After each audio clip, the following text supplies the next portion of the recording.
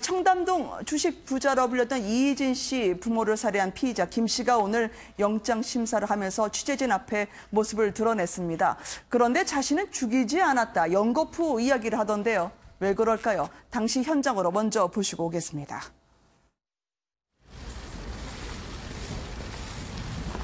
자동차 판매대금 5억 원에 대해서 미리 알고 계셨나요? 이진 씨나 피해자들 미리 알고 계셨어요? 범행 후 3주 동안 뭐 하고 계셨습니까? 제가 안 죽였습니다. 피해자들한테 한 말씀 없으세요? 억울합니다. 억울하다고 하셨는데 어떤 점이 억울하신 건가요? 제가 안 죽였습니다.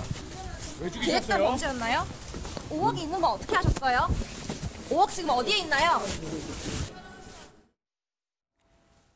오늘 이희진 씨 부모님의 발인이 진행이 됐습니다. 착잡한 표정의 두 형제를 볼 수가 있었습니다. 김재 변호사님 입장도 발표한다고 하는데 일단 이 본인 얼굴 지금 정확히 보여드리긴 힘듭니다만 어떻게 보여주셨는지요? 어쨌든 우리가 많은 예상을 했었는데 혹시 장례식장에서 뭐 소란이 있는 것 아니냐 뭐 이런 예측도 했었지만 그렇지 않고 이제 굉장히 좀 엄중한 분위기에서 장례식은 잘 치러진 것 같습니다. 그래서 상주로 이희진 씨와 이희진 씨 동생이 지금 참여를 했고요. 네네. 현재 지금 구속 중인 상태에서 항소심 재판을 받고 있지만 이희진 씨는 그 구속 집행 정지 상태에 있습니다. 그래서 22일까지는 좀 어머니 장례식과 그다음에 묻는 그런 절차까지 전부 다 하고 나서, 네. 그러고 나서 이제 다시 수감 구치소로 돌아갈 것으로 보입니다. 네. 아무 말을 하지 않고 장례식장을 떠났다고 합니다. 이희진 씨와 이희진 씨 동생이죠.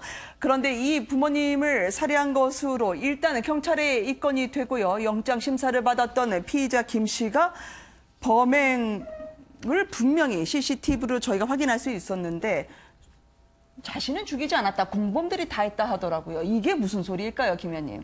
지금 총 범행을 4명이 한 것으로 알려져 있지 않습니까? 네네. 그중에 3명은 지금 해외로 도피해 있죠. 네. 그러니까 김모 씨만 국내에 있다가 지금 검거가 됐는데 뭐 어느 정도는 예상이 됐던 변명의 내용입니다. 그러니까 네.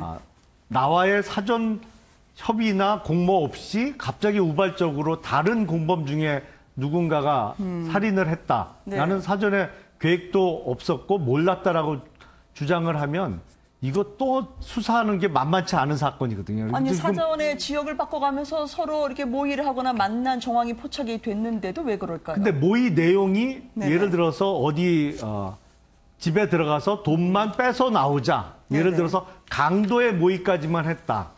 사람을 죽일 계획은 전혀 짜지 않았었다라고 변명을 하기 시작하고 그리고 네네. 공범은 지금 해외로 도망가갖고 지금 당분간 잡기가 어려운 상황 아닙니까? 그러면 네. 공모의 구체적인 내용 그리고 지금 국내에 있다가 검거된 김모 씨의 어떤 범행 가담의 구체적인 내용을 확인하기가 또 쉽지 않거든요. 그래서 네. 어느 정도는 예상됐던 변명인데 이런 걸 밝혀내는 게 이제 과학 수사의 몫입니다. 이를 네. 사용된 흉기 또 그 사람의 어떤 신체적인 특성을 이용해서 과연 네. 누가 그러면 범행을 실제로 저질렀느냐. 네. 왜 영화화됐던 이태원 살인 사건이 있었잖아요. 그러니까요. 그거 참 어려운 사건이었거든요. 네. 지금 혹시 그래서 더더욱 배후가 있는 게 아닐까라고 하는 추정이 나오고 있었는데요. 편의점에서 검거되기 직전에 공중전화로 누군가와 계속 통화를 했다고 하는데 이게 피의자 김 씨가 피해자인 이희진 씨 아버님하고 뭐 요트 사업 때문에 혹은 주식 투자로 엮였다고 해도 저 공중전화 통화가 누구에게 한 건지에 대해서 많은 사람들이 궁금해할 것 같아요, 배 변호사님. 아무래도 지금 사건을 수사하다 보면은 이게 워낙 드라마 같은, 영화 같은 일 아니겠습니까? 네네. 자식, 이희진 씨 같은 경우에는 인터넷에서 굉장히 유명한 분이에요. 청담동에서 주식 투자로 정말 남들이 평생의 벌돈을 한 번에 벌어가지고 집을 공개하는데 집에는 네. 막 수영장도 있고 또 집 밖에 자동차가 있는데 자동차들이 뭐 수십억 원이 되는 자동차를 여러 개를 갖고 있고 그런데 이 문제는 뭐냐면 이분들한테 투자를 해달라고 해서 투자를 하는 분들이 돈을 다 잃어서 네. 어떤 그런 앙심이 있었다는 거죠. 근데 그 앙심이 있었던 분 중에 앙심이 있었던 사람 중에 한 명이 아마 이분이었던 것 같아요. 네. 근데 이분이 지금 중국인 3명을 고용해가지고 어떤 살인 사건을 저질렀는데 네. 그 3명은 또 중국으로 도망가고 이 사람만 혼자 남아서 잡힌 상황에서 저런 어딘가에 전화하는 모습을 보니까 이 3명만 더 있는 것이 아니라 뒤에 혹시라도 어떤 조직이 있거나 피해자들이 좀 더 있어서 그 사람들이 같이 한 건 아닌가 하는 의심을 하게 되고 이제 그런 점에서 저 사건이 더 집중도가 네. 높아지는 것 같습니다.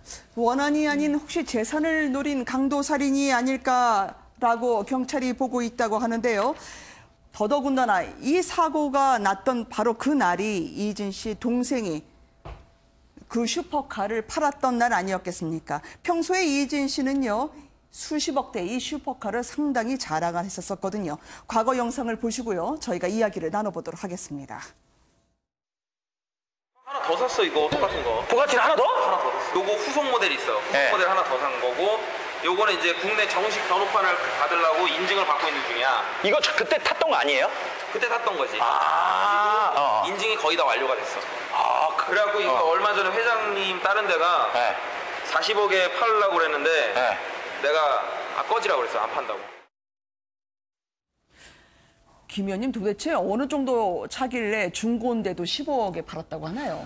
그러게 말입니다. 뭐 보통 슈퍼카라고 하지 않습니까? 그러니까 일반적인 어떤 비싼 차, 명품카의 단계를 뛰어넘는 그야말로 아무나 가질 수 없는 차들을 슈퍼카라고 하는데 그 슈퍼카 중에 대명사격이 부가티가 아닌가 싶습니다. 워낙 소량 생산되고 남자들은 누구나 뭐 차에 관심은 많습니다. 가질 수는 없습니다만. 네. 그래서 대충 알고 있는데 아마 그 세계에서 가장 비싼 차를 1위부터 10위까지 뽑아보면 네. 그 1위에 항상 오르는 차가 저 부가티예요. 물론 모델 따라 조금 가격 차이는 많이 납니다만 네네. 워낙 소량 생산하고 그리고 그 왜 소위 제로 100이라고 하잖아요. 그러니까 서 있다가 시속 100km까지 얼마나 빨리 낼 수 있느냐. 네네. 이거를 최초로 3초 안에 끄는 차가 부가티거든요. 그러니까 네. 정말 슈퍼 리치들이 갖고 싶어하는 가장 비싼 차 중에 하나가 부가티다. 뭐 저는 네. 알고만 있습니다. 뭐 저하고도 거리가 먼 차라서. 그런데요, 그 5억 돈가방을 가져갔다고 하는데 나머지 공범들이 돈을 다 가져갔고 나는 얼마 없었다라고 계속 발언을 바꾸는 것 같아요, 피의자가요. 근데 며칠 안에 다 쓰고 저렇게 1,800만 원만 있다? 누구에게 돈이 갔을까요, 김 교수님? 그러니까요. 그렇기 때문에 지금 얘기 나오고 있는 이 공범들의 여러 가지 얘기들을 사실은 다 신뢰할 수 없는 거고요. 그 전후의 배경들, 또 관계자들 모두를 다 수사를 아마 직접적으로 하고 있을 거고요. 중국으로 도망을 간, 도피를 한 그 공범 네. 3명 역시 빠르게 송환 절차, 중국 당국과 또 협력해서 아마 그 부분 조사도 해야 될 거고요. 일단 5억 원을 현금으로 받지 않았습니까? 10억 원은 이제 동생의 계좌로 들어갔고요. 네. 그러면 5억 원 중에서 이 경호 인력 모집으로 해서 이제 세 사람을 모집을 했기 때문에 이들에게 분명한 일부가 갔을 거고요. 그런데 남아있던 돈은 이제 1,800만 원 정도가 남아있다. 이 점에서 네. 결국은 그 돈들의 행방을 찾는 과정에서 아마 진범들을 잡을 수 있는 그런 가능성이 커질 것이다. 네. 특히 그동안에 이진 씨가 그동안 보여줬던 여러 가지 이 부자로서의 면모들에 대해서 네. 명확하게 파악하고 있었고 또 부가티 차를 파는 과정까지도 알고 있었기 때문에 이런 범행이 일어났다는 점에서 저는 경찰이 조목조목 그 부분들을 좀 집요하게 네. 그런 진술이라든가 또는 행적들을 파헤쳐서 조사를 결과를 내놓을 수 있을 거다. 그런 점에서 아마 조만간 결과가 나올 수 있지 않을까 생각해 봅니다. 네.